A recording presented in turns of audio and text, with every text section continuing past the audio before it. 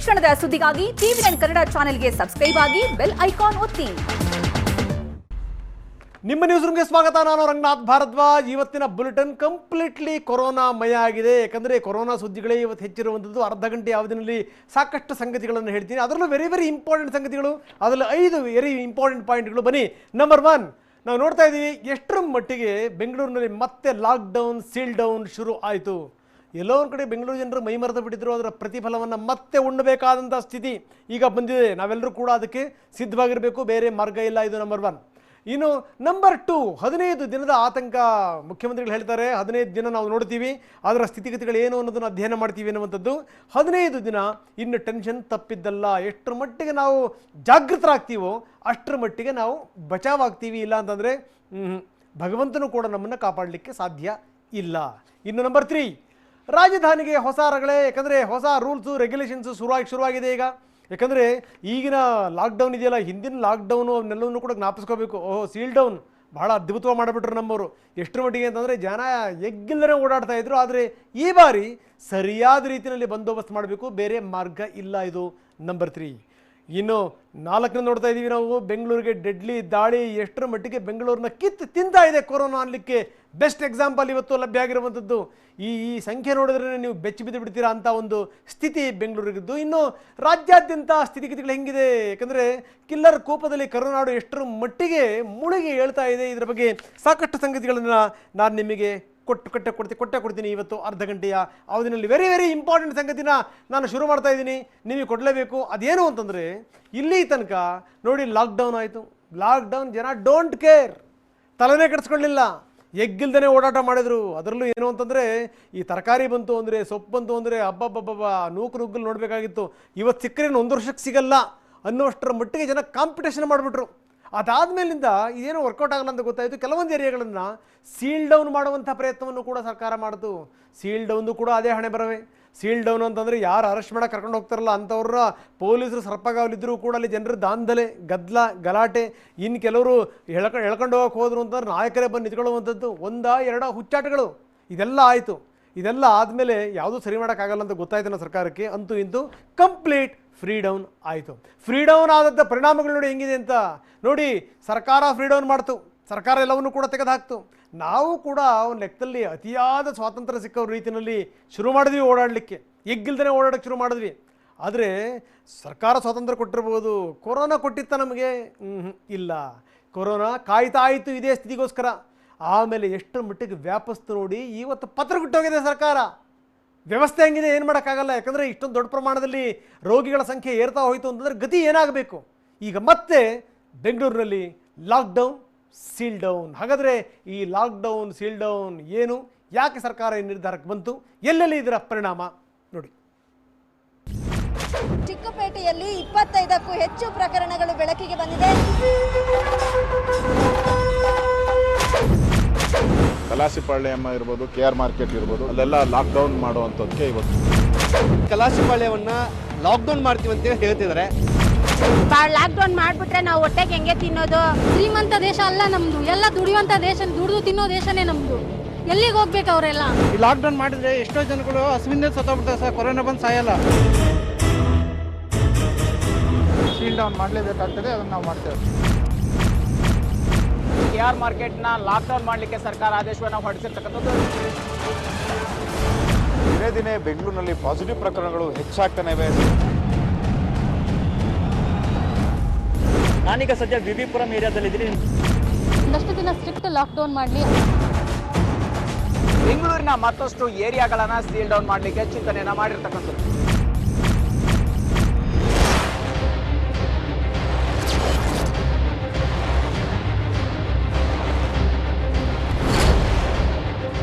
ಬೆಂಗಳೂರು ಮತ್ತೆ ಲಾಕ್ಡೌನ್, ಬೆಂಗಳೂರು ಮತ್ತೆ seal down.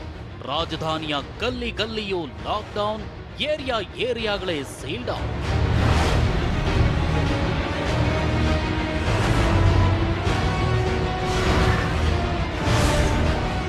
S, ಯಾವುದು ಮತ್ತೆ ಆಗಬಾರ್ದು ಅಂತ ಎಲ್ಲರೂ ಬಯಸಿದ್ರು. ಇನ್ಯಾವತ್ತೂ ಇಂಥ ಸಂಕಷ್ಟ ಬರಬಾರ್ದಪ್ಪ ಅಂದ್ಕೊಂಡಿದ್ರು. ಆ ಸಂಕಷ್ಟ, ಕಂಟಕ, ಭೀಕರತೆ ಮತ್ತೆ ಬೆಂಗಳೂರಿಗೆ ಬಂದಿದೆ. ರಾಜ್ಯ ರಾಜಧಾನಿಗೆ ಅಟಕಾಯಿಸಿಕೊಂಡಿದೆ.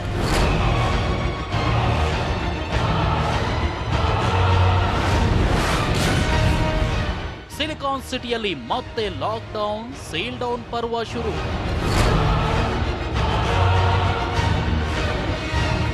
ಹೌದು, ಬೆಂಗಳೂರಿನಂಥ ಬೆಂಗಳೂರೇ ಕೊರೋನಾದ ಕುಲುಮೆಯಲ್ಲಿ ಸಿಕ್ಕು ಬೆಂದು ಹೋಗ್ತಿದೆ. ದಿನ ದಿನಕ್ಕೂ 100 ಹೊಸ ಕೇಸ್ ಪತ್ತೆಯಾಗ್ತಿವೆ. 5, 8, 10 ಸಾವು ಬೆಂಗಳೂರಿನಲ್ಲಿ ಒಂದು ರೀತಿ ಕಾಮನ್ ಆಗಿದೆ. ನಿಜಕ್ಕೂ ಬೆಂಗಳೂರು ತನ್ನ ಇತಿಹಾಸದಲ್ಲೇ ಯಾವತ್ತೂ ಇರದ ಗೊಂದಲ, ಆತಂಕ, ಭಯದಿಂದ ದಂಗಾಗಿ ಕೂತಿದೆ. ಬೆಂಗಳೂರಿನ ಗಲ್ಲಿ ಗಲ್ಲಿಗಳಲ್ಲೂ ಕೊರೋನಾ ಅನ್ನೋ ಕ್ರೂರಿ ನುಗ್ಗೋಕೆ ಶುರು ಮಾಡಿದೆ. ಜನರ ದೇಹಕ್ಕೆ ಹೊಕ್ಕಿ ನರಕವನ್ನೇ ದರ್ಶನ ಮಾಡಿಸ್ತಿದೆ.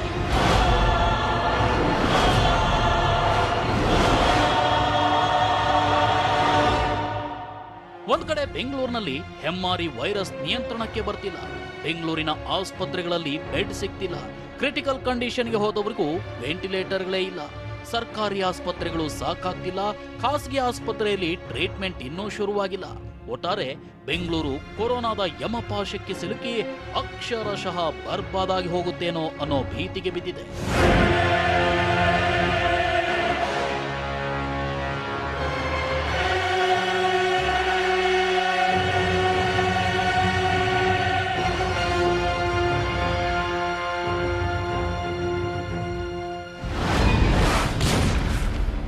ರಾಜಧಾನಿ ಘನಘೋರ ಸ್ಥಿತಿ ಕಂಡು ದಂಗಾದ ಬಿಎಸ್ವೈ.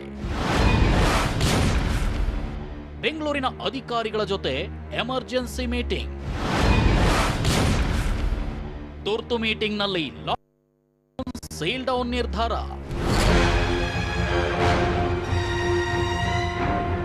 ಎಸ್, ರಾಜ್ಯದಲ್ಲಿ ಎಷ್ಟೇ ಕೊರೋನಾ ಕೇಸ್ ಬಂದ್ರೂ ನೋ ಪ್ರಾಬ್ಲಮ್, ಕೇಸ್ಗಳನ್ನ ಮಾಡ್ತೀವಿ, ಇಲ್ಲಿ ಲಾಕ್ಡೌನ್ ಬೇಡ ಅಂತ ಅಂದು ಎದೆಯೊಬ್ಬಿಸಿ ನಡೆದಿದ್ದ ಸರ್ಕಾರ ರಾಜಧಾನಿ ಸ್ಥಿತಿ ಕಂಡು ತಲೆ ಮೇಲೆ ಕೈ ಇಟ್ಟು ಕೂತಿದೆ. ಹಾಗಾಗಿ ಸಿಎಂ ಬಿಎಸ್ವೈ ಇವತ್ತು ಎದ್ದು ಬಿದ್ದು ಅಧಿಕಾರಿಗಳ ಮೀಟಿಂಗ್ ನಡೆಸಿ ತುರ್ತು ಸಭೆ ನಡೆಸಿದ್ರು. ಅಷ್ಟೇ ಅಲ್ಲ, ಕೊರೋನಾ ಕಂಟ್ರೋಲ್ಗೆ ತರೋದಕ್ಕೆ ಅದೇ ಹಳೆ ಸೂತ್ರಕ್ಕೆ ಸಮ್ಮತಿ ನೀಡಿದ್ರು. ಆ ಹಳೆ ಸೂತ್ರವೇ ಲಾಕ್ಡೌನ್ ಅಂಡ್ ಸೀಲ್ ಡೌನ್.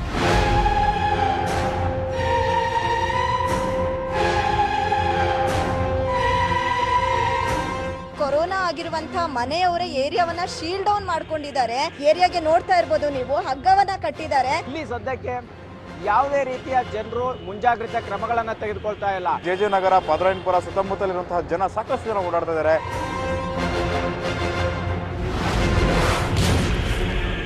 ಬೆಂಗಳೂರಿನ 4 ಪ್ರದೇಶಗಳು ಕಂಪ್ಲೀಟ್ ಲಾಕ್ಡೌನ್. ಕೆಆರ್ ಮಾರುಕಟ್ಟೆ ಪ್ರದೇಶದ ಸುತ್ತಮುತ್ತಲೇ ಹೆಚ್ಚಾಗಿದೆ ಕೊರೋನಾ.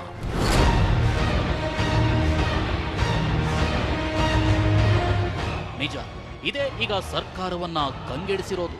ಬೆಂಗಳೂರಿನಲ್ಲಿ ಕೊರೋನಾ ಸೋಂಕಿತರಿಗೆ ಟ್ರೀಟ್ಮೆಂಟ್ ಕೊಡ್ತಿರೋ ವಿಕ್ಟೋರಿಯಾ ಆಸ್ಪತ್ರೆಯಿಂದ ಕೆಆರ್ ಮಾರುಕಟ್ಟೆ ಪ್ರದೇಶವೇ ಈಗ ಕೊರೋನಾ ಹಾಟ್ಸ್ಪಾಟ್ ಆಗಿ ಬದಲಾಗಿದೆ. ಇಲ್ಲಿನ ಒಂದಲ್ಲ ಎರಡಲ್ಲ ಹಲವು ಏರಿಯಾಗಳಲ್ಲಿ ಸೋಂಕಿನ ಅಬ್ಬರ ಹೆಚ್ಚಾಗಿದೆ. ಇದನ್ನ ದೃಷ್ಟಿಯಲ್ಲಿಟ್ಕೊಂಡು ಲಾಕ್ಡೌನ್ ಸೀಲ್ ಡೌನ್ ಅಸ್ತ್ರ ಬಳಸೋದಕ್ಕೂ ಮುಂದಾಗ್ತಿದೆ. ಇವತ್ತು ಸಿಎಂ ಜೊತೆಗಿನ ಪಾಲಿಕೆ ಅಧಿಕಾರಿಗಳ ಸಭೆಯಲ್ಲಿ ಬೆಂಗಳೂರಿನ ಒಟ್ಟು 4 ಕಡೆ ಲಾಕ್ಡೌನ್ ಜಾರಿ ಮಾಡಲು ತೀರ್ಮಾನಿಸಲಾಗಿದೆ. ಹಾಗಿದ್ರೆ ಯಾವ ಪ್ರದೇಶಗಳು ಲಾಕ್ಡೌನ್ ಆಗುತ್ತವೆ, ಲಾಕ್ಡೌನ್ ಹೇಗಿರುತ್ತೆ ಅನ್ನೋದನ್ನ ತೋರಿಸ್ತೀವಿ ನೋಡಿ. ಸದ್ಯ ಇವತ್ತಿನ ತೀರ್ಮಾನದಂತೆ ಬೆಂಗಳೂರಿನ ಲಾಕ್ಡೌನ್ ಆಗುವ ಪ್ರದೇಶಗಳ ಪೈಕಿ ಚಿಕ್ಕಪೇಟೆ ಇದೆ, ಹಾಗೆ ಚಾಮರಾಜಪೇಟೆಯು ಲಾಕ್ಡೌನ್ ಆಗಲಿದೆ. ಇನ್ನು ಕಲಾಸಿಪಾಳ್ಯ ಕೂಡ ಲಾಕ್ಡೌನ್ ಆಗೋ ಲಿಸ್ಟ್ ನಲ್ಲಿದೆ. ಹಾಗೆ ಬೆಂಗಳೂರಿನ ಜನನಿಬಿಡ ಕೆಆರ್ ಮಾರ್ಕೆಟ್ ಕೂಡ ಲಾಕ್ಡೌನ್ ಆಗುತ್ತೆ. ಅಂದಹಾಗೆ ಈ 4 ಪ್ರದೇಶಗಳು ಕಂಪ್ಲೀಟ್ ಆಗಿ ಲಾಕ್ಡೌನ್ ಆಗಲ್ಲ. ಬದಲಿಗೆ ಮಾರ್ಕೆಟ್ ಇರೋ ಸ್ಥಳಗಳು ಮಾತ್ರ ಲಾಕ್ಡೌನ್ ಆಗಲಿವೆ. ಈ ಲಾಕ್ಡೌನ್ ಸ್ವರೂಪ ಯಾವ ರೀತಿ ಇರುತ್ತೆ ಅನ್ನೋದನ್ನ ಬಿಬಿಎಂಪಿ ಆಯುಕ್ತರೇ ನಿರ್ಧಾರ ಮಾಡ್ತಾರೆ. ಪೇಟೆ ಭಾಗದಲ್ಲಿ ಮತ್ತು ಚಾಮರಾಜಪೇಟೆ ಭಾಗದಲ್ಲಿ ಎಲ್ಲಿ ಮಾರ್ಕೆಟ್ಗಳಿದೆ, ಕಲಾಸಿಪಾಳ್ಯಮ್ಮ ಇರ್ಬೋದು, ಕೆಆರ್ ಮಾರ್ಕೆಟ್ ಇರ್ಬೋದು, ಈ ಭಾಗದಲ್ಲಿ ಹೆಚ್ಚು ಪ್ರಸಾರ ಆಗ್ತಾ ಇರತಕ್ಕಂಥದ್ದು. ಸೋಂಕು ಅಲ್ಲಿಂದನೇ ಹರಡ್ತಾ ಇರುವಂಥದ್ದು ಗಮನಕ್ಕೆ ಬಂದಿದೆ. ಆ ದೃಷ್ಟಿಯಿಂದ ಅಲ್ಲೆಲ್ಲ ಲಾಕ್ಡೌನ್ ಮಾಡುವಂಥದ್ದಕ್ಕೆ ಇವತ್ತು ಅಧಿಕಾರಿಗಳು ಆದೇಶಗಳನ್ನು ಹೊರಡಿಸ್ತಾರೆ. ಇನ್ನು ಸೀಲ್ ಡೌನ್ ಆಗುವ ಏರಿಯಾಗಳು ಯಾವುವು ಅನ್ನೋದನ್ನ ನೋಡೋದಾದ್ರೆ, ಬೆಂಗಳೂರಿನ ಹೃದಯ ಭಾಗದಲ್ಲಿರೋ ಧರ್ಮರಾಯ ಸ್ವಾಮಿ ವಾರ್ಡ್ ಸೀಲ್ ಡೌನ್ ಆಗೋ ಲಿಸ್ಟ್ ನಲ್ಲಿದೆ. ಹಾಗೆ ಸಿದ್ದಾಪುರ, ವಿವಿಪುರಂ ಕೂಡ ಸೀಲ್ ಡೌನ್ ಆಗ್ತವೆ. ಇನ್ನು ವಿದ್ಯಾರಣ್ಯಪುರ ಹಾಗೂ ಕಲಾಸಿಪಾಳ್ಯವು ಸೀಲ್ ಡೌನ್ ಲಿಸ್ಟ್ ನಲ್ಲಿವೆ. ಅಷ್ಟಕ್ಕೂ ಇವತ್ತಿನವರೆಗೂ ಬದಲಾದ ನಿಯಮದಂತೆ ಸೋಂಕಿತರಿರೋ ಏರಿಯಾ, ರಸ್ತೆ ಬದಲು ಸೋಂಕಿತರಿರೋ ಮನೆಗಳನ್ನ ಮಾತ್ರ ಸೀಲ್ ಡೌನ್ ಮಾಡಲಾಗ್ತಿತ್ತು. ಆದರೆ ಇವತ್ತು ತಗೊಂಡ ನಿರ್ಧಾರದ ಪ್ರಕಾರ ಈ 5 ವಾರ್ಡ್ಗಳಲ್ಲಿ ಸೋಂಕಿತರ ಮನೆಗಳಿರೋ ರೋಡ್ಗಳನ್ನೇ ಸೀಲ್ ಡೌನ್ ಮಾಡ್ತಾರೆ. ಸಿದ್ದಾಪುರ, ವಿಶ್ವೇಶ್ವರಪುರ, ಕಲಾಸಿಪಾಳ್ಯಂ, ವಿದ್ಯಾರಣ್ಯಪುರ, ಬ್ಯಾಟರಾಯನಪುರ, ಧರ್ಮರಾಯ ಸ್ವಾಮಿ ದೇವಸ್ಥಾನ, ಇಲ್ಲ ವಾರ್ಡ್ಗಳಲ್ಲ, ಸ್ಟ್ರೀಟ್ಗಳನ್ನು ಮೊದಲು 3-4 ಮನೆ ಮಾಡ್ತಾ ಇದ್ರಿ, ಈಗ ಎಂಟೈರ್ ಸ್ಟ್ರೀಟ್ ಮಾಡುವಂಥದ್ದಕ್ಕೆ ಅನುಮತಿಯನ್ನು ಕೊಡ್ತಾರೆ. ಎಸ್, ಕೊರೋನಾ ರಣಕೇಕೆ ಹಾಕೋ ಟೈಮ್ನಲ್ಲಿ ಎಚ್ಚೆತ್ತಿರೋ ಸರ್ಕಾರ ಸದ್ಯ ಮತ್ತೆ ಕೊರೋನಾ ಕಟ್ಟಿ ಹಾಕಲು ಲಾಕ್ಡೌನ್, ಸೀಲ್ ಡೌನ್ ಅಸ್ತ್ರಕ್ಕೆ ಮೊರೆ ಹೋಗ್ತಿದೆ. ಆದ್ರೆ ಇದು ಬರೀ ಬಾಯಿ ಮಾತಿನಲ್ಲಿ ಉಳಿದ್ರೆ, ಕಟ್ಟುನಿಟ್ಟಾಗಿ ಜಾರಿಗೆ ಬರದೆ ಹೋದ್ರೆ ಕೊರೋನಾ ಯಮಪಾಶಕ್ಕೆ ಬೆಂಗಳೂರು ಸಿಲುಕೋದ್ರಲ್ಲಿ ಡೌಟೇ ಇಲ್ಲ.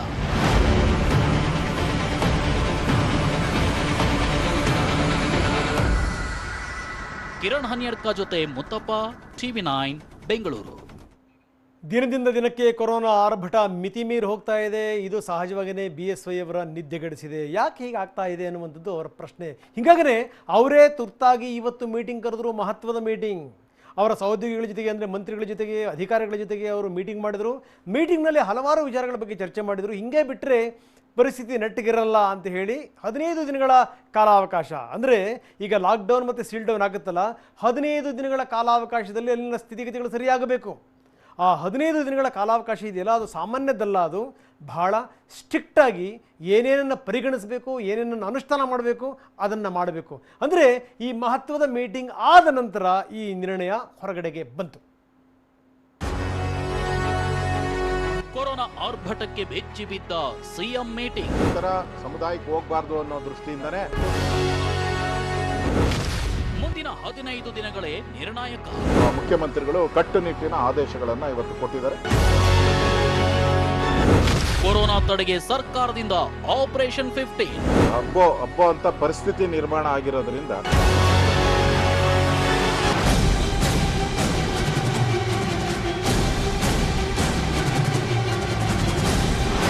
ಬೆಂಗಳೂರು, ರಾಜ್ಯ ರಾಜಧಾನಿ ಬೆಂಗಳೂರು ಈಗ ಕರ್ನಾಟಕದ ಕೊರೋನಾ ಹಾಟ್ಸ್ಪಾಟ್.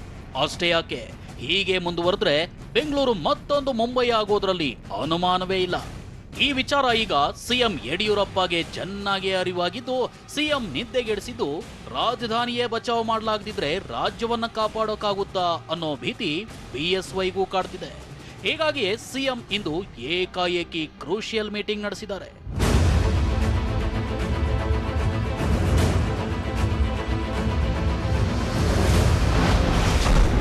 ಕೊರೋನಾ ಆರ್ಭಟಕ್ಕೆ ಬೆಚ್ಚಿ ಬಿದ್ದ ಸಿಎಂ ಮೀಟಿಂಗ್. ಎಸ್, ಸಿಎಂ ಯಡಿಯೂರಪ್ಪರನ್ನ ಅಕ್ಷರಶಃ ಭೀತಿಯ ಆವರಿಸಿಬಿಟ್ಟಿದೆ. ಬೆಂಗಳೂರಿನ ಪರಿಸ್ಥಿತಿ, ನಗರದಲ್ಲಿ ಕೊರೋನಾ ರಣಕೇಕೆ, ಸೋಂಕಿತರ ಸಂಖ್ಯೆ, ಸಾವಿನ ಸಂಖ್ಯೆ, ಕೋವಿಡ್ ಆಸ್ಪತ್ರೆಗಳ ಸ್ಥಿತಿಗತಿ BSYರನ್ನ ನಿಜಕ್ಕೂ ಸಂಕಷ್ಟದ ಸುಳಿಗೆ ತಳ್ಳಿಬಿಟ್ಟಿದೆ. ಲಾಕ್ಡೌನ್, ಸೀಲ್ ಡೌನ್ ಮಾಡಿದ್ರೂ MRE ಹತೋಟಿಗೆ ಸಿಗದೇ ಇರೋದು ಸಿಎಂ ಆತಂಕಕ್ಕೆ ಕಾರಣವಾಗಿದೆ. ಹೀಗಾಗಿಯೇ ಇಂದು BBMP ಆಯುಕ್ತರು ಮತ್ತು ಅಧಿಕಾರಿಗಳ ಜೊತೆ ತುರ್ತು ಮೀಟಿಂಗ್ ನಡೆಸಿದರು.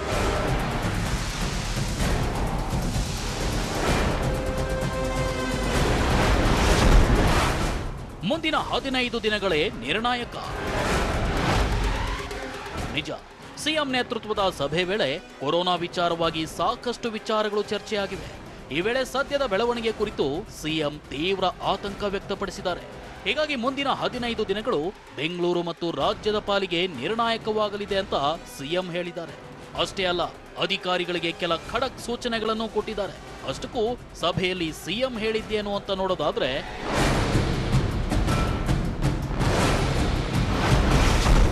ಕರ್ನಾಟಕದ ಪಾಲಿಗೆ ಮುಂದಿನ 15 ದಿನಗಳೇ ನಿರ್ಣಾಯಕವಾಗಲಿವೆ.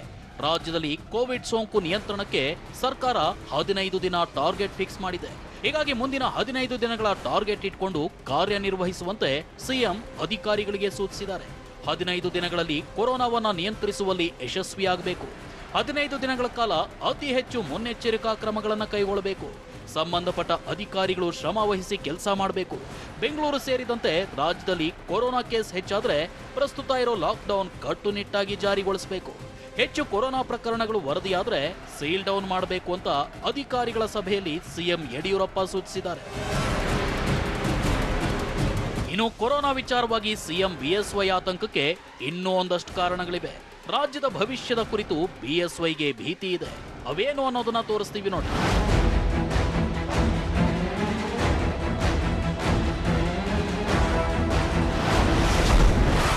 ರಾಜ್ಯ ಸರ್ಕಾರ ತನ್ನ ಆದಾಯಕ್ಕೆ ಹೆಚ್ಚಾಗಿ ನೆಚ್ಚಿಕೊಂಡಿರೋದು ಬೆಂಗಳೂರನ್ನ.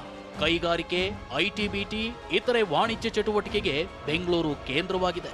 ಬೆಂಗಳೂರಲ್ಲಿ ಸೋಂಕಿನ ಪ್ರಮಾಣ ಜಾಸ್ತಿ ಆದ್ರೆ ಮುಂದಿನ ದಿನಗಳಲ್ಲಿ ಸಂಕಷ್ಟ ಎದುರಾಗಲಿದೆ. ಇಡೀ ಬೆಂಗಳೂರನ್ನೇ ಮತ್ತೆ ಲಾಕ್ಡೌನ್ ಮಾಡಬೇಕಾದ ಪರಿಸ್ಥಿತಿ ಬಂದ್ರೆ ಭಾರಿ ಕಷ್ಟ. ಲಾಕ್ಡೌನ್ ಮಾಡುವಂತಾದ್ರೆ ಸರ್ಕಾರದ ಆದಾಯಕ್ಕೆ ಭಾರಿ ಹೊಡೆತ ಬೀಳುತ್ತೆ. ಈ ಹಿಂದಿನ ಲಾಕ್ಡೌನ್ ಇಂದ ಈಗಾಗಲೇ ಕುಸಿದಿರೋ ಆರ್ಥಿಕತೆ ಇನ್ನೂ ಚೇತರಿಸಿಕೊಂಡಿಲ್ಲ. ಮತ್ತೆ ಲಾಕ್ಡೌನ್ ಮಾಡಿದ್ರೆ ಅರ್ಥವ್ಯವಸ್ಥೆ ಇನ್ನಷ್ಟು ಪಾತಾಳಕ್ಕೆ ಕುಸಿಯುತ್ತೆ. ಈಗಾಗಲೇ ಲಾಕ್ಡೌನ್ ಇಂದ ಊರಿಗೆ ಹೋದ ಕಾರ್ಮಿಕರು ಇನ್ನೂ ಮರಳಿ ಬಂದಿಲ್ಲ. ವಲಸೆ ಕಾರ್ಮಿಕರು ಮರಳಿ ಬಾರದೇ ಇರಲು ತೀರ್ಮಾನ ಮಾಡಲೂಬಹುದು. ಈ ಎಲ್ಲಾ ಸಂಗತಿಗಳು ಬಿಎಸ್ವೈ ಆತಂಕಕ್ಕೆ ಕಾರಣವಾಗಿವೆ.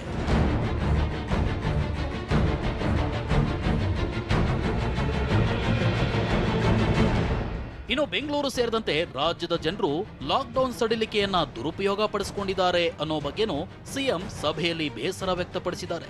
ಹೀಗಾಗಿ ಕ್ವಾರಂಟೈನ್, ಸೀಲ್ ಡೌನ್ ಏರಿಯಾಗಳಲ್ಲಿ ನಿಯಮ ಉಲ್ಲಂಘಿಸುವವರ ವಿರುದ್ಧ ಕ್ರಿಮಿನಲ್ ಕೇಸ್ ದಾಖಲಿಸುವಂತೆ ಸೂಚಿಸಿದ್ದಾರೆ.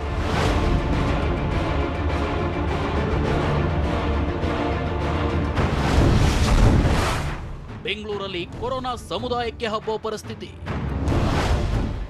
ಈ ನಡುವೆ ಸಚಿವ ಆರ್ ಅಶೋಕ್ ಇಡೀ ಬೆಂಗಳೂರಿಗರೇ ದಂಗಾಗುವಂತ ಬಾಂಬ್ ಸಿಡಿಸಿದ್ದಾರೆ. ಬೆಂಗಳೂರಿನಲ್ಲಿ ಕೊರೋನಾ ಸಮುದಾಯಕ್ಕೆ ಹಬ್ಬೋ ಪರಿಸ್ಥಿತಿ ನಿರ್ಮಾಣವಾಗಿದೆ. ಹೀಗಾಗಿ ಸೀಲ್ ಡೌನ್ ಅಂತ ಮುಂಜಾಗ್ರತಾ ಕ್ರಮಗಳನ್ನು ಕೈಗೊಳ್ಳಲಾಗ್ತಿದೆ ಅಂದ್ರು. ಈ ಥರ ಸಮುದಾಯಕ್ಕೆ ಹೋಗಬಾರ್ದು ಅನ್ನೋ ದೃಷ್ಟಿಯಿಂದನೇ ಮುಂಜಾಗ್ರತಾ ಕ್ರಮಗಳನ್ನು ತೆಗೆದುಕೊಳ್ತಾ ಇದ್ದೀರಿ. ಪದೇ ಪದೇ ಮುಖ್ಯಮಂತ್ರಿಗಳು ಇಷ್ಟು ದಿನ ಕೂಡ ಕಳೆದ ಮೂರು ತಿಂಗಳಿಂದನೂ ಕೂಡ ದೇಶದಲ್ಲೇ ಬೆಂಗಳೂರು ಒಂದು ಮಾದರಿಯಾಗಿತ್ತು. ಆ ಮಾದರಿತನವನ್ನು ಉಳಿಸ್ಕೊಬೇಕು ಮತ್ತು ಜನಗಳನ್ನು ಈ ಕೋವಿಡಿಂದ ತಪ್ಪಿಸ್ಬೇಕು ಅನ್ನೋ ದೃಷ್ಟಿಯಿಂದ ಈಗಲೇ ಹಬ್ಬ ಅಂತ ಪರಿಸ್ಥಿತಿ ನಿರ್ಮಾಣ ಆಗಿರೋದ್ರಿಂದ ಇವತ್ತು ಮುಖ್ಯಮಂತ್ರಿಗಳು ಕಟ್ಟುನಿಟ್ಟಿನ ಆದೇಶಗಳನ್ನು ಇವತ್ತು ಕೊಟ್ಟಿದ್ದಾರೆ. ಒಟ್ನಲ್ಲಿ ಬೆಂಗಳೂರಿನ ಸ್ಥಿತಿ ನಿಜಕ್ಕೂ ಗಂಭೀರವಾಗಿದ್ದು, ಸರ್ಕಾರ, ಬಿಬಿಎಂಪಿ ಆದಷ್ಟು ಬೇಗ ತುರ್ತು ಮುಂಜಾಗ್ರತಾ ಕ್ರಮಗಳನ್ನು ಜಾರಿಗೊಳಿಸಲೇಬೇಕಿದೆ. ಇಲ್ಲವಾದಲ್ಲಿ ಸಿಲಿಕಾನ್ ಸಿಟಿ ಮತ್ತೊಂದು ಮುಂಬೈ ಆಗೋದ್ರಲ್ಲಿ ಅನುಮಾನವೇ ಇಲ್ಲ.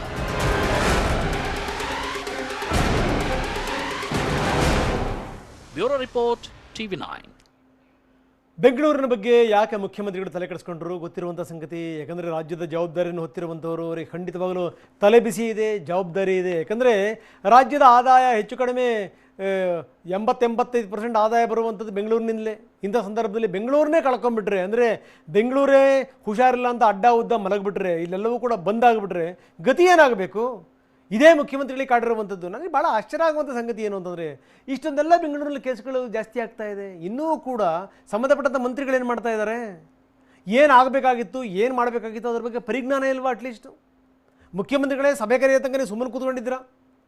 ನೀವೇ ಹೋಗಿ ಹಿಂಗೆಲ್ಲ ಸ್ಥಿತಿ ಕೈ ಮೀರಿ ಹೋಗ್ತಾ ಇದೆ, ಅಲ್ಲಲ್ಲಿ ಏನೇ ಬಂದೋಬಸ್ತ್ ಮಾಡಬೇಕು, ಏನೇನು ಮಾಡಬೇಕು ನಾವು ಮಾಡ್ತೀವಿ, ಇಲ್ಲವೇ ಅಲ್ಲ ಇನಿಷಿಯೇಟಿವ್. ಎಲ್ಲದನ್ನು ಕೂಡ ಯಡಿಯೂರಪ್ಪನವ್ರ ತಲೆ ಮೇಲೆ ಹಾಕೋದು, ನಿರ್ಧಾರ ತಗೊಳ್ಳಿ ನೀವು ಅನ್ನುವಂಥದ್ದು ಭಾಳ ಆಶ್ಚರ್ಯ ಅಂತ ಅನಿಸುತ್ತಪ್ಪ. ಯಾಕಂದರೆ ಇಂಥ ಸ್ಥಿತಿಗತಿಗಳಿದೆಯಲ್ಲ. ಇನ್ನೂ ನೋಡಿ, ಬರೀ ಇಷ್ಟೇ ಅಂದ್ಕೋಬೇಡಿ, ನಾವು ಹಿಂದೆ ಅದನ್ನು ಭವಿಷ್ಯ ನೋಡಿದ್ವಿ, ಈಗಲೂ ಕೂಡ ಹೇಳ್ತಾ ಇದ್ದೀವಿ. ಈ ತಿಂಗಳ ಕೊನೆ ಮತ್ತು ಮುಂದಿನ ತಿಂಗಳು ಅಕ್ಷರಶಃ ಅಟ್ಟಾಡಿಸ್ಬಿಡುತ್ತೆ ಅಂಥ ಒಂದು ಸ್ಥಿತಿ ಇದೆ. ಆದರೆ ಸಂಬಂಧಪಟ್ಟಂಥ ಇಲಾಖೆಗಳು ಎಚ್ಚೆತ್ತುಕೊಳ್ಳಿಲ್ಲ ಅಂತಂದರೆ ಗತಿ ಏನಾಗಬೇಕು? ಈಗ ರಾಜಧಾನಿಗೆ ಮತ್ತೆ ಲಾಕ್ಡೌನ್, ಸೀಲ್ ಡೌನ್ ಶುರುವಾಗಿದೆ. ಆದರೆ ನಾನು ಆರಂಭದಲ್ಲಿ ಒಂದು ಮಾತು ಹೇಳಿದೆ, ಮೊದಲಿನ ಹುಚ್ಚತನ, ತಿಕ್ಕಲ್ತನಗಳಿದಾವಲ್ಲ, ಅದಕ್ಕೆ ಅವಕಾಶ ಕೊಡಬೇಡಿ. ಸ್ಟ್ರಿಕ್ಟಾಗಿ ರೂಲ್ಸನ್ನು ಫಾಲೋ ಮಾಡಬೇಕು, ರೂಲ್ಸನ್ನು ಹೇರಬೇಕು ಸರ್ಕಾರ. ಮಾಡಲಿಲ್ಲ ಅಂತಂದರೆ ಮುಲ್ಲಾಜಿಲ್ದೇ ಕ್ರಮ ತಗೊಳ್ತೀವಿ ಅನ್ನುವಂಥ ಸಂದೇಶವನ್ನು ರವಾನಿಸಬೇಕು. ಬರೀ ಬಾಯಿ ಮಾತಿಂದ ಅಲ್ಲ, ಕೃತಿನಲ್ಲಿ. ಯಾವನಾರೇ ಬಾಲ ಬಿಚ್ಚಿದರೆ ಬೆಂಡೆತ್ತು ಹಾಕಬೇಕು ಅವನ ಮೇಲೆ ಒಂದು 10 ಕೇಸ್ಗಳನ್ನು. ಯಾಕೆ ಸುಮ್ಮನೆ ಆಗಲ್ಲ ನೋಡಿ ಜನಗಳು? ಈಗ ಬೆಂಗಳೂರಿಗೆ ಹೊಸ ರೂಲ್ಸ್ ರೆಗ್ಯುಲೇಷನ್ಸ್ ಶುರು ಆಗಿದೆ. ಹಾಗಾದರೆ ಯಾವ್ಯಾವ ಏರಿಯಾದಲ್ಲಿ ಏನೇನು ಇರುತ್ತೆ, ಜೊತೆಗೆ ಏನೇನು ಹೊಸ ರೂಲ್ಸನ್ನು ಫಾಲೋ ಮಾಡಬೇಕು ಬೆಂಗಳೂರಿಗರು, ಬನ್ನಿ ನೋಡೋಣ.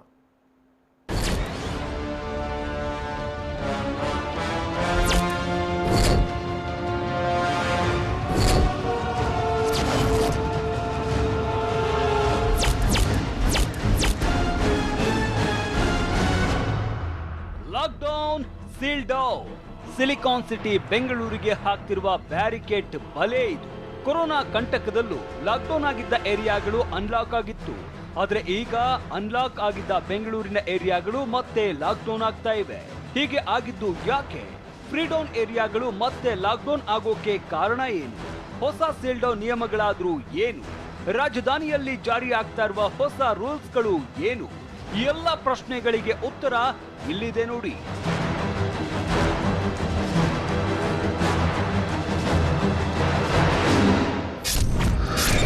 ಬೆಂಗಳೂರಿನ 4 ಏರಿಯಾ ಮತ್ತೆ ಲಾಕ್ ಆಗ್ತಿರೋದು ಯಾಕೆ? Chickpet, Chamarajpet, Kalasipalya, KR market complete bandh ಆಗ್ತಾ ಇದೆ. ಈ ಭಾಗ ಬೆಂಗಳೂರಿನಲ್ಲಿ ಅತಿ ಹೆಚ್ಚು ವ್ಯಾಪಾರ ವಹಿವಾಟು ನಡೆಸುವ ಪ್ರದೇಶ. ಸುಮಾರು 2 ಲಕ್ಷ ವ್ಯಾಪಾರಿಗಳು ಇಲ್ಲಿ ಬಿಸ್ನೆಸ್ ಮಾಡ್ತಾರೆ. ಕಳೆದ 2 ತಿಂಗಳ ಲಾಕ್ಡೌನ್ ನಿಂದಾಗಿ ಇಲ್ಲಿನ ವ್ಯಾಪಾರಿಗಳು ಆರ್ಥಿಕವಾಗಿ ಬಹಳಷ್ಟು ನಷ್ಟ ಅನುಭವಿಸಿದ್ರು. ಆಮೇಲೆ ಆರ್ಥಿಕತೆ ವೃದ್ಧಿಸೋದಕ್ಕೆ ವ್ಯಾಪಾರ ವಹಿವಾಟಿಗೆ ಅವಕಾಶ ನೀಡಲಾಗಿತ್ತು. ಇದರಿಂದಾಗಿನೇ ಕೊರೋನಾ ಸೋಂಕಿತರ ಸಂಖ್ಯೆ ದೊಡ್ಡ ಮಟ್ಟದಲ್ಲಿ ಹರಡುವ ಆತಂಕ ಎದುರಾಗಿದೆ. ನಗರದ ಬೇರೆ ಬೇರೆ ಭಾಗದ ಜನ ವ್ಯಾಪಾರಿಗಳು ಇಲ್ಲಿ ಜಮಾಯಿಸ್ತಾರೆ. ಹೀಗೆ ಬೆಂಗಳೂರಿನ ಬೇರೆ ಬೇರೆ ಭಾಗಕ್ಕೂ ಕೊರೋನಾ ಹಬ್ಬುವ ಆತಂಕದಿಂದ ಈ 4 ಏರಿಯಾಗಳು ಸ್ತಬ್ಧವಾಗಲಿದೆ.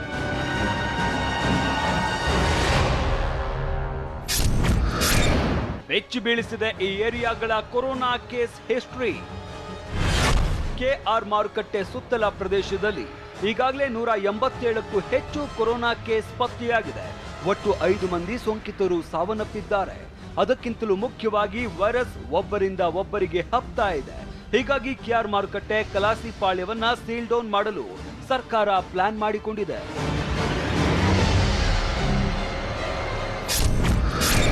ನಾಳೆಯಿಂದ ಕೆಆರ್ ಮಾರ್ಕೆಟ್ ಶಿಫ್ಟಿಂಗ್ ಶುರು.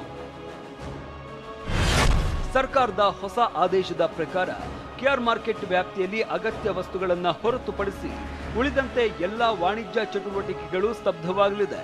ಕಂಪ್ಲೀಟ್ ಮಾರುಕಟ್ಟೆಯನ್ನ ಓಪನ್ ಮಾಡುವಂತಿಲ್ಲ. ಮೇನ್ ರೋಡ್ಗಳು ತೆರೆದಿದ್ರೆ ಸಬ್ ರಸ್ತೆಗಳು ಸೀಲ್ ಡೌನ್ ಆಗಲಿದೆ. ಅದಕ್ಕಿಂತ ಮುಖ್ಯವಾಗಿ ನಾಳೆಯಿಂದ ಕೆಆರ್ ಮಾರುಕಟ್ಟೆಯನ್ನ ಬೇರೆಡೆಗೆ ಶಿಫ್ಟ್ ಮಾಡೋದಕ್ಕೆ ಬಿಬಿಎಂಪಿ ಪ್ಲಾನ್ ರೂಪಿಸಿದೆ. ಕೊರೋನಾ ಕುಲುಮೆಗೆ ಬಿದ್ದ 5 ward seal down. Siddapura, Vivipuram, Vidyaranyapura, Kalasipalya, Dharmarayaswamy ward ಅನ್ನ ಸೀಲ್ ಡೌನ್ ಮಾಡೋದಕ್ಕೆ ಸರ್ಕಾರ ನಿರ್ಧರಿಸಿದೆ. ಇಲ್ಲೆಲ್ಲ ಭಾರಿ ಇಕ್ಕಟ್ಟಾದ ಪ್ರದೇಶ ಇದೆ. ಜನಸಂಖ್ಯೆನೂ ಹೆಚ್ಚಾಗಿದೆ. ಹೀಗಾಗಿ ಕೊರೋನಾ ಸೋಂಕು ಬಹುಬೇಗ ಹರಡುವ ಚಾನ್ಸೇ ಜಾಸ್ತಿ. ಕೊರೋನಾ ಸೋಂಕಿತರ ಸಂಖ್ಯೆ ಏರುತ್ತಿರೋದ್ರಿಂದ ಈ ಏರಿಯಾಗಳನ್ನ ಸೀಲ್ ಡೌನ್ ಮಾಡುವ ನಿರ್ಧಾರಕ್ಕೆ ಸರ್ಕಾರ ಬಂದಿದೆ. ಸರ್ಕಾರದ ಹೊಸ ಆದೇಶದಲ್ಲಿ ಸೀಲ್ ಡೌನ್ ಏರಿಯಾದಿಂದ ಯಾರೂ ಹೊರಗಡೆ ಬರುವಂತಿಲ್ಲ. ಸೀಲ್ ಡೌನ್ ಏರಿಯಾಗಳಿಗೆ ಪೊಲೀಸ್ ಸಿಬ್ಬಂದಿಯ ಭದ್ರತೆ ಇರುತ್ತೆ. ಕೇವಲ ಹೆಲ್ತ್ ಎಮರ್ಜೆನ್ಸಿಗೆ ಮಾತ್ರ ಸಂಚಾರಕ್ಕೆ ಅವಕಾಶ ನೀಡಲಾಗುತ್ತೆ. ಸೀಲ್ ಡೌನ್ ಅಂದ್ರೆ ಇಡೀ ಏರಿಯಾವನ್ನ ಸೀಲ್ ಡೌನ್ ಮಾಡಲಾಗ್ತಾ ಇತ್ತು. ಆದ್ರೆ ಈಗ ಕೊರೋನಾ ಸೋಂಕಿತರು ಇರುವಂತಹ ಮನೆಯ ರೋಡ್ಗಳು ಮಾತ್ರ ಸೀಲ್ ಡೌನ್ ಆಗಲಿದೆ. 14 ದಿನಗಳ ಕಾಲ ಸೀಲ್ ಡೌನ್ ಮಾಡಲು ಸರ್ಕಾರ ನಿರ್ಧರಿಸಿದೆ. ಪ್ರತಿ ವಾರ್ಡ್ನಲ್ಲಿ ಫೀವರ್ ಕ್ಲಿನಿಕ್ ಸ್ಥಾಪನೆ ಮಾಡಲಾಗುತ್ತೆ. ಸೀಲ್ ಡೌನ್ನ ಮುಖ್ಯ ರಸ್ತೆಗಳು ಓಪನ್ ಇರುತ್ತೆ. ವಾಣಿಜ್ಯ ಚಟುವಟಿಕೆಗಳು ಸಂಪೂರ್ಣ ಬಂದ್ ಆಗಲಿದೆ.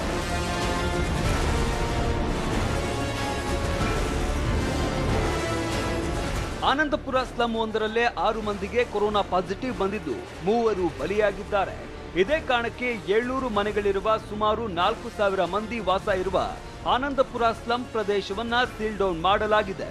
ಹೀಗೆ ಬೆಂಗಳೂರಲ್ಲಿ ಹಬ್ಬುತ್ತಿರುವ ಕೊರೋನಾ ವೈರಸ್ ತಡೆಯೋದಕ್ಕೆ ಸರ್ಕಾರ ಸೀಲ್ ಡೌನ್ ಅಸ್ತ್ರ ಪ್ರಯೋಗಿಸಿದೆ. ಏನಾದ್ರೂ ಜನ ಎಲ್ಲಂದ್ರಲ್ಲಿ ಓಡಾಡೋದನ್ನ ನಿಲ್ಲಿಸಿದ್ರೆ ಕೊರೋನಾಗೆ ಕಡಿವಾಣ ಹಾಕುವುದು ಸಾಧ್ಯವಾಗುತ್ತೆ. Bureau report, TV nine. ನೋಡಿ, ರಾಜ್ಯಾದ್ಯಂತ 249 ಕೇಸ್ಗಳು, ಜೊತೆಗೆ ಬೆಂಗಳೂರಿನಲ್ಲಿ 126 ಕೇಸ್ಗಳು. ರಾಜ್ಯ ಯಾವ ದಿಕ್ಕಿನ ಕಡೆ ಸಾಗ್ತಾ ಇದೆ ಅನ್ನಲಿಕ್ಕೆ ಬೆಸ್ಟ್ ಎಕ್ಸಾಂಪಲ್ ಇದು. ಗಮನಿಸಬೇಕಾದಂಥ ಸಂಗತಿ. ಹಾಗಾದರೆ ನಿಜಕ್ಕೂ ಬೆಂಗಳೂರಿಗೆ ಈ ಡೆಡ್ಲಿ ದಾಳಿ ಹೆಂಗೆ ಮುಂದುವರಿತಾ ಇದೆ, ಏನು, ಜೊತೆಗೆ ರಾಜ್ಯದ ಸ್ಥಿತಿಗತಿಗಳೇನು, ಇದೆಲ್ಲದರ ಬಗ್ಗೆ ಒಂದಷ್ಟು ವಿವರಗಳನ್ನು ಕೊಡ್ತೀನಿ. ನಾನು ಮೊದಲೇ ಹೇಳಿದೆ, ರಾಜ್ಯದಲ್ಲಿ 249 ಕೇಸ್ಗಳು, ಬೆಂಗಳೂರಿನ ನೋಡಿ 126 ಕೇಸ್ಗಳು. ಬೆಂಗಳೂರಲ್ಲಿ ಇಲ್ಲಿ ತನಕ 67 ಜನ ಸಾವನ್ನಪ್ಪಿದ್ದಾರೆ. ಎಷ್ಟರ ಮಟ್ಟಿಗೆ ಬೆಂಗಳೂರನ್ನ ಈ ಕೊರೋನಾ ಅಲುಗಾಡಿಸ್ತಾ ಇದೆ ನೀವೇ ನೋಡಿ.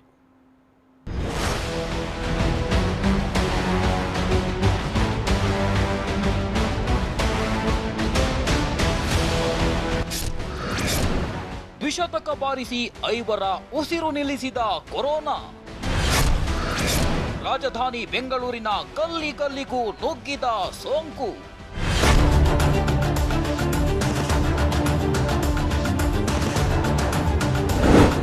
ಬೆಂಗಳೂರೇ ಟಾರ್ಗೆಟ್, ಬೆಂಗಳೂರೇ ಸೋಂಕಿನ ಫೇವರೇಟ್. ಎಸ್, ರಾಜ್ಯದ 22 ಜಿಲ್ಲೆಗಳ ಮೇಲೆ ಸವಾರಿ ಮಾಡಿರೋ ಕೊರೋನಾ ಇವತ್ತು 249 ಜನರ ಮೇಲೆ ಅಟ್ಯಾಕ್ ಮಾಡಿದೆ.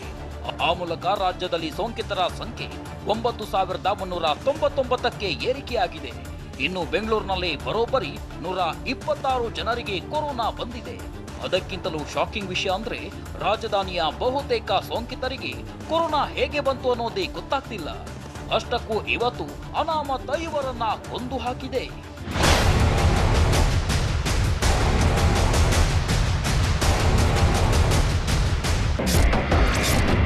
ಸಿಲಿಕಾನ್ ಸಿಟಿ ಬೆಂಗಳೂರಿನಲ್ಲಿಂದು 53 ಮಂದಿಗೆ ಕೊರೋನಾ ಹೇಗೆ ತಗುಲಿದೆ ಅನ್ನೋದೇ ಗೊತ್ತಾಗಿಲ್ಲ. ಸೋಂಕಿತರ ಸಂಪರ್ಕ ಪತ್ತೆ ಹಚ್ಚಲಾಗ್ತಿದೆ. ಇನ್ನು 35 ಜನ ಐಎಲ್ಎ ಅಂದ್ರೆ ತೀವ್ರ ಜ್ವರದಿಂದ ಬಳಲುತ್ತಿದ್ದಾರೆ. 6 ಸಾರಿ ಕೇಸ್ಗಳು ಪತ್ತೆಯಾಗಿವೆ. ಇಂದು 45 ಹಾಗೂ 70 ವರ್ಷದ 2 ಪುರುಷರು ಮೃತಪಟ್ಟಿದ್ದಾರೆ. 38 ವರ್ಷದ ಮಹಿಳೆ ಕೂಡ ಕೊರೋನಾಗೆ ಬಲಿಯಾಗಿದ್ದಾಳೆ. ಇಲ್ಲಿಯವರೆಗೂ ಬೆಂಗಳೂರಿನಲ್ಲಿ 67 ಮಂದಿ ಕೊರೋನಾಗೆ ಪ್ರಾಣ ಬಿಟ್ಟಿದ್ದಾರೆ. ಇನ್ನು ಬಳ್ಳಾರಿಯಲ್ಲಿಂದು 60 ವರ್ಷದ ವೃದ್ಧೆಯ ಉಸಿರು ನಿಂತಿದ್ರೆ 90 ವರ್ಷ ಬದುಕಿದ್ದ ರಾಮನಗರದ ವೃದ್ಧ ಕೊರೋನಾ ಎದುರು ಮಂಡಿಯೂರಿದ್ದಾರೆ. ವೈದ್ಯಕೀಯ ಶಿಕ್ಷಣ ಸಚಿವರಿಗೆ ಕೊರೋನಾ ಕಂಟಕ.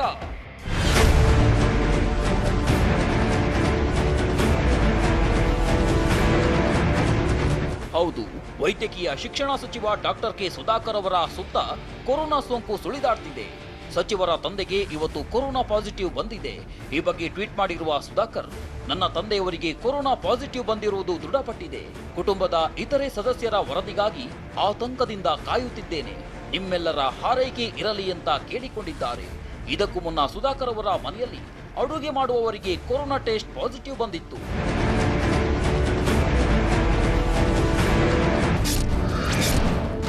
ವಿಕ್ಟೋರಿಯಾ ಆಸ್ಪತ್ರೆಯಲ್ಲಿ ಕೊರೋನಾ ಸೋಂಕಿತರ ಧರಣಿ.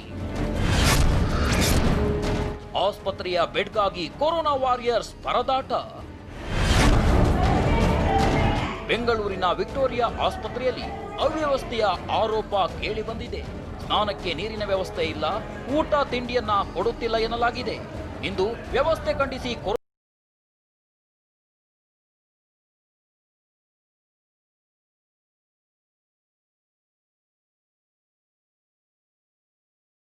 ಮಧ್ಯೆ ಪೊಲೀಸ್ ಸಿಬ್ಬಂದಿಗೆ ಆಸ್ಪತ್ರೆಯಲ್ಲಿ ಬೆಡ್ಗಳು ಸಿಗ್ತಿಲ್ಲ ಅನ್ನೋ ವಿಡಿಯೋಗಳು ವೈರಲ್ ಆಗಿದೆ. ಬೆಂಗಳೂರಿನ ಪ್ರತಿಯೊಬ್ಬರು ಕೊರೋನಾ ಹೈರಿಸ್ಕ್ನಲ್ಲೇ ಬದುಕಬೇಕಾದ ಸ್ಥಿತಿ ಎದುರಾಗಿದೆ. Bureau report, TV9. ಇನ್ಸೈಡ್ ಸುದ್ದಿ ಸೋಮವಾರದಿಂದ ಶನಿವಾರ ಸಂಜೆ 7 ಗಂಟೆಗೆ TV9ನಲ್ಲಿ ಮಾತ್ರ.